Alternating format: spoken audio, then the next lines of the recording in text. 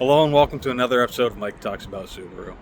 Today I'm going to walk you through a 2025 Subaru Outback Premium with option package 13. That 13 package adds on the blind spot detection, rear cross traffic alert, and the power tailgate with hands-free opening. You just have to go up to the tailgate with the key with you and put your hand about an inch away from that emblem and hold it there for a few seconds. It'll beep at you and open it goes. On the inside lip of the rear gate, you have the two buttons. The lock button will close and lock the tailgate. The second one just closes the tailgate. In the back end, you have these handles on each side. What those do is release the back seats. You pull on them, and that's going to fold down the rear seats. You also have grocery bag hooks where you can hang your grocery bags from. And then underneath the cargo area here is where you're going to find your spare tire and your jack and everything like that. That is a temporary tire. It does have to go on the rear of the vehicle. So in the event that you were to need to replace the front tire, you would want to lift the back of the car, replace that rear tire with that spare, and then take that tire you took off the back and you move it to the front. As I mentioned, this car does have blind spot detection. You're going to find that in the side of the mirror frame right here on both the driver and passenger side. On the inside of the car, you've got your joystick for the mirror adjustment. L for the left mirror, R for the right, and then it's just a joystick to move that around.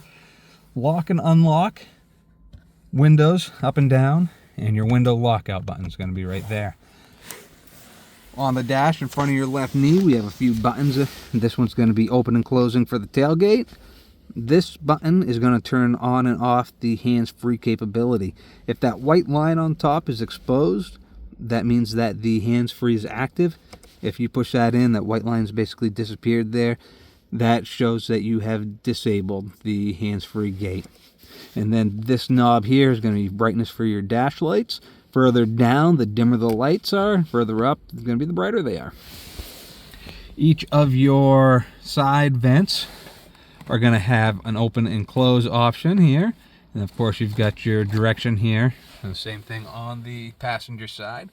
Middle vents, you've got the up and down all the way is going to be closed on those. Looking at your start stop button, that's located bottom right hand corner behind the steering wheel. If you were to press that with no foot on the brake one time, it's going to put you in accessory mode. Accessory mode is similar to if you went one click on a keyed start, or it turns on the radio. Press it a second time, it turns the car on without starting it. Press it a third time, and it turns it all off. Now, all this, the key does have to be in the car. If your key were not in the car when trying to do this, it would just put a message up here telling you that there's no access key detected. So starting the car, your foot does have to be on the brake, the key has to be in the vehicle, and you just press that start button. And it's up and running. Now going over the wands behind the steering wheel, this first one is going to be for your headlights. So you have off, which is rolled all the way down. Up one click puts it in an auto mode. That auto mode does high beam assist. So if you have it in auto and high beam, which is pushed forward with that white wand, anytime there's headlights coming at you, tail lights ahead of you, or bright lights coming down, it's going to automatically dim to low beam, and then it will go back to high beam when it's safer to do so. Up another one is going to be for parking lights only, and then the final one is going to be headlights are on all the time, and you're in control of high beam and low beam. So high beam again is forward, pull back, and that turns those high beams off. The inside knob here is going to be for your fog lights on and off. You will find that the fog lights will only be on when you're using low beam. They can't actually be on and active when you have high beams on. So as soon as you switch to high beam, the fog light indicator, which is the one right there, that will turn off when you go to high beam. And then of course up and down with that wand is going to be your blinker. To the other side, we have your windshield wiper. Down one click is intermittent speed for that front wiper. Second click is low, third click is high. Pull the whole thing towards you, and that'll squirt the windshield. When you release it, it'll wipe a couple times and then stop. If you were to roll this backwards, that is going to squirt the rear window. Once you release it, it'll run the wiper a few times. And the other thing that will do, you have it in reverse and you do that, it is going to actually spray the backup camera. So that'll get a nice clean off there.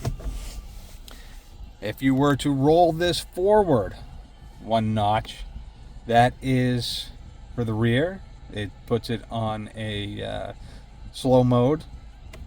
This is going to be continuous. And if you roll it forwards all the way, that also squirts the rear window. Now, looking at all the controls on the steering wheel, we have the left and right, which will go through your preset stations on the radio.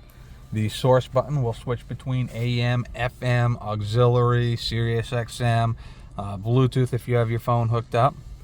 The up and down toggle switch is going to be what you're looking at the little center display here, whether it's your individual tire pressure, which is what we have right here. Right now they don't show anything because we haven't driven any yet, so you got to drive about a half a mile. Those will light up and show you what your individual tire pressures are.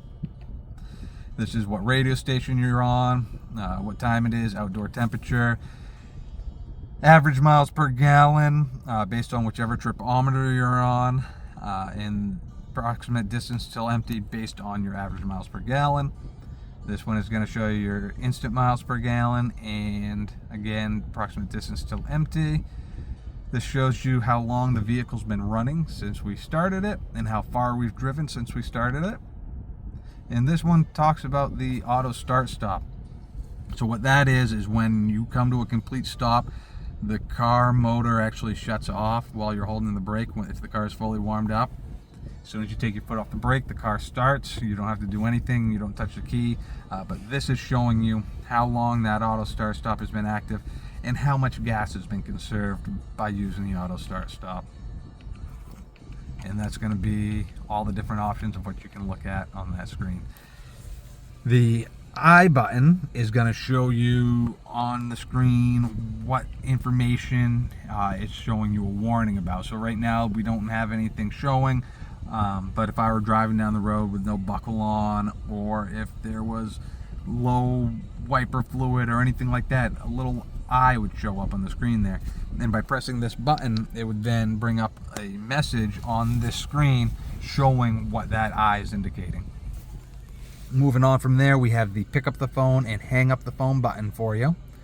This is the talk button. So if you wanted to tell the radio to tune to a certain radio station, you just press and release that and wait for the beep and then tell it tune to 106.5 FM. Or if you want to listen to a certain maybe country radio station on Sirius XM, you could tell it to tune to Willie's Roadhouse, that type of stuff. You can also adjust temperature and fan speed by pressing that, and you can tell it to change temperature to 80 degrees, set fan speed to 5, set fan speed to high, anything like that. It's a really great system. Also, if you have your Apple CarPlay or your Android Auto active, that's going to be the button you use to talk to either Siri or Google Assistant. This button here is going to be your volume decrease, volume increase. Moving over to the right hand side, we have your eyesight buttons and cruise control buttons. So this first button, top right, turns cruise control on. You'll know it's on because you've got on the display here the car with the little lines in front of it. Those lines are indicating the distance between you and the car ahead of you when you're using your cruise control. So as they speed up, you'll speed up, but never past your set speed. As they slow down, you'll slow down all the way to a complete stop. So at like toll booths or off ramps, if you come to a stop, if they come to a stop, you're going to come to a stop right behind them. And you can change that distance by using these buttons right here. So the up will increase that distance, down, this one here is going to decrease that distance. So you can have between 1 and 4 car lengths between you and that lead vehicle. Down is going to be set and coast for your cruise control. Up is resume and accelerate. And then this button turns on and off lane centering. So lane centering works with the eyesight system and cruise control. If you have that turned on, you're gonna have the little light here showing ready. So if your cruise is on and active, the lane centering will actually help you stay in between the line markings. Now, it's gonna be a different feeling. It's not driving for you. It's just gonna put pressure on the wheel left to right to make you stay essentially in between the lines. You're still in control of the vehicle. You can override that easily. There's nothing to it. It's just a matter of just keep the steering. If you want to override it, just do it. I don't suggest you using this feature in the wintertime. What can happen is the eyesight cameras, they might be picking up on not just the lines of the road markings, but the salt on the road as well. A lot of times what we get is a kind of a fade of salt, and it looks like a line itself, and that can kind of confuse that eyesight camera. Also in inclement weather, as opposed to picking up the line markings, it might pick up the path that the tires of the vehicle in front of you are making. So don't be using that in the inclement weather either. But it is a great feature in long drives and everything like that, just to help you stay centered in between the lines. Your steering wheel is both tilt and telescopic in these, so not only does it move up and down, it moves in and out. And that handle is going to be to the bottom left of the steering column. You pull that down towards the dashboard, and that's going to make it so the steering wheel comes in and out as well as up and down for you. And then you just push that handle back up in place to lock that where you want it. Behind the steering wheel, you have two paddles, a minus and a plus. If you take your shifter and you put it straight back into drive and then put it over to left, that puts you into a manual mode. Those handles are going to shift you through the virtual gears of the CVT transmission. You can see what gear you're in right here on the dash. Now, if you leave it in drive and you hit one of those, it will downshift to the most relative gear for the CVT, and automatically shift back to automatic mode when it's ready to do so. But if you're looking for a little bit of extra oomph to pass somebody going up a steep hill or something like that, that's a great way to do it. You just tap that downshift and it would automatically downshift to that next relative gear. If you have it in manual mode and you didn't realize it, it will automatically shift once it hits a certain RPM so that you don't blow your motor. Moving over to the radio. Up here we have got your hazard lights buttons. Below there is volume control. To the right of that is your tuner knob. Full front defrost. Rear defrost is right here. That's also going to activate your heated side mirrors and your wiper de-icer. Driver side temperature is controlled right here. Passenger side temperature is controlled right here. Right now it's on sync mode, so the driver side controls both sides. At any time, the passenger can adjust their temperature, and that's going to make it so that it's controlled separately of the driver's side. To resync that, all you have to do is press any place in this rectangle here, and it's going to bring up the big screen for all your climate control. And here you can sync back up both sides. You can choose auto climate control, where it's going to blow where it thinks it should, at the fan speed it thinks it should, to keep the car the temperature you have it set to. You can turn on and off your air recirculator here, select your AC, maximum AC, and where's it going to blow down here. You will notice down here that there is no full front defrost. Again, that is located right here outside of the radio screen. Heated seats are located to the left and right of the temperature settings, so press that, you're going to have high, medium, low, and off, and then the same thing for the passenger side over there. On and off controls your heating and cooling system, turning it on and off, and then fan speed is located right here, and the AC, if you want to turn that on and off manually, you can right there.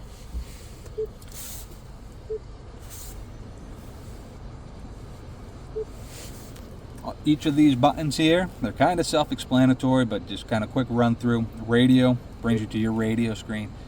While you're in your radio, if you want to program in a station, all you have to do is tune to the station you want to program to, and then press and hold whatever number you want that programmed, until it beeps at you and it's in there. Now you can put in AM and FM and Sirius XM. They can all be intermingled here in throughout, so if there's a certain station you wanted on there, maybe you wanted this 94.5 or something, or you want Willie's Roadhouse, you can tune to that station. We'll use the 80s on 8 for this example here, and just press and hold again, and it's going to beep at you. So now we have FM, we have XM here, we can put an AM in there. You can overwrite any station at any time just by doing that same process. This home plate brings you to your home screen. Media would be if you have anything hooked up through Bluetooth, or if you had something plugged into the auxiliary ports here, old MP3 players or anything like that might use a 3.5 millimeter. You also have the ports for USB. The car does support wireless Apple CarPlay and Android Auto, but not all phones do. Some of them you have to have plugged in for those to work. And that's where you can plug them in right down there. Those will also charge your phone. Phone button is what you'll press to go to your phone, to add in your first device and things like that. It's just a matter of pressing the phone button and walking through the settings. So yes, you want to add a device, and then you would go through your phone, your settings, Bluetooth, and just connect using the settings on your phone. Once you're in there, it will ask you if you want to pair up or activate your Android Auto or your Apple CarPlay, at which point you just press the yes button and confirm it on your phone. That way, anything that you have on your phone that's driver friendly will show up on your radio screen, whether it be your Google Maps, Apple Maps, your Waze, Spotify, Pandora. Anything like that is going to be reflected from your phone right onto the radio screen. And again, that is available as wireless in the 25-year model. The apps button brings you to a page where you can select your Apple CarPlay and Android Auto. Those will actually light up on the home page anyways when those are active. Sirius XM Travel Link, what that is if you have a subscription to Full Access and you come in here, you will have local weather alerts, parking places, fuel prices, sport updates, and stock updates. It's kind of a nifty thing, even though all that information is right at your fingertips anyways on your phone, but it is cool to have. Car info is going to show you angle of approach and your maintenance schedule when everything is due. The scheduling for a Subaru is every 6 months, or every 6,000 miles, or every 6 months, depending which comes first. We do suggest a 3,000 mile oil change here at Quirk Subaru, just as a break-in, but is not required for warranty purpose. Display off button turns your display off, and then valet mode basically makes it so that the cars can't be hot rodded in with valet. This button here, the car, brings you to your car settings. This is where you can turn on and off things like the vehicle dynamics control, which is a fancy way of saying traction control. X mode on and off. X mode is essentially more aggressive, more responsive all-wheel drive for those stickier situations. If you have to drive through a big berm of snow that got plowed up at the end of your driveway, or maybe you're doing a little bit of off-roading, that's going to give you a more aggressive all-wheel drive. That's good up to 18 miles per hour.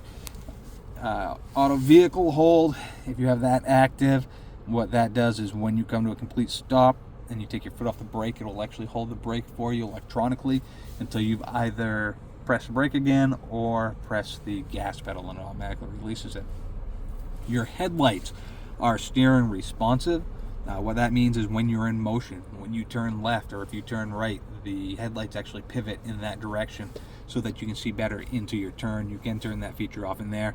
And then the auto start stop is where the car again turns off when you come to a complete stop, when it's warmed up.